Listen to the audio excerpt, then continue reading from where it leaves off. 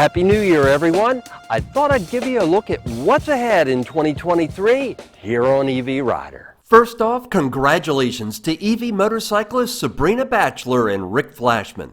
The Florida couple just finished riding their brand new Energica Experias across the country from California to back home in Edgewater, including a New Year's Eve celebration stopover in New Orleans.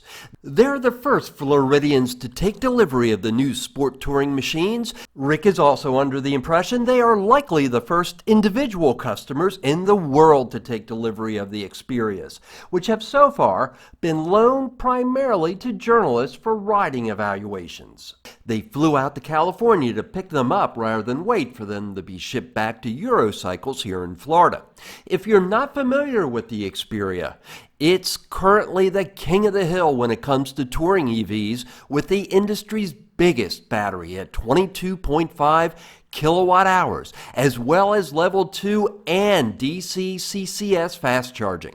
We figure we spent around $250 charging to get two vehicles from San Francisco to Orlando. So I guess that's pretty good. So, about 130, 125 each vehicle to cross the country. Once Rick and Sabrina get settled back in, I'm hoping to catch up to them on my SRF for a full-blown episode on their Experias. It's a topic many of you obviously care about, since my Xperia versus Zero Motorcycles SRS Tail the Tape episode was the 5th most watched video on the channel in 2022. Speaking of high-interest topics, at last check, more than 400,000 of you had watched my ride-along in the EV Canoe lifestyle vehicle. I'll be following the EV startup closely in 2023, including taking a look at Canoe's fourth quarter earnings report as soon as it becomes available. Canoe expects to begin volume production of about 20,000 EVs in 2023, delivering them to fleet customers like Walmart and Zeba. It's also accepting pre-orders from the general public. While startups like Canoe, Rivian, Lucid, and others have been receiving a lot of attention, the legacy automakers certainly haven't been standing still. More than 16,000 of you watched my review of the 2021 Mini Cooper SE EV, which my wife Susan owns. It's one of the most affordable EVs on the market.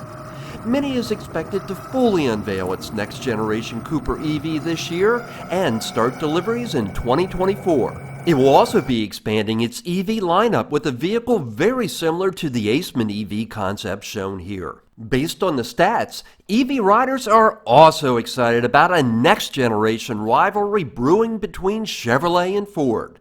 The EV rider tailed the tape between the upcoming Chevy Blazer EV and the existing Mustang Mach-E EV was the 4th most watched video in 2022. Ford has already built more than 150,000 electric Mustangs and plans to boost annual Mach-E production to 270,000. EV motorcycling is a big part of EV riders, so it's no surprise that my review of the brake-free helmet safety light was the 3rd most watched video on the channel last year. After 2 years, I'm still rocking the brake-free and can give it a hearty recommendation as a wise riding safety investment. I'll put links to the 5 most watched videos from 2022 in the description field here on YouTube and embed them in the post on the web at evrider.tv. 2023 promises to be the biggest year yet for EVs. 2022 just wrapped up with electric vehicles capturing 5.6% of overall automotive sales. Here in Jacksonville, Florida, we're kicking off 2023 with a new Drive Electric chapter. It's a public-private partnership and includes EV Rider among its members. Hey, I hope you'll go ahead and live life one spark at a time in 2023 and enjoy the ride. And if you haven't already, please give EV Rider a subscribe on my YouTube channel so I can bring you more adventures in EV motoring. Thanks as always for watching.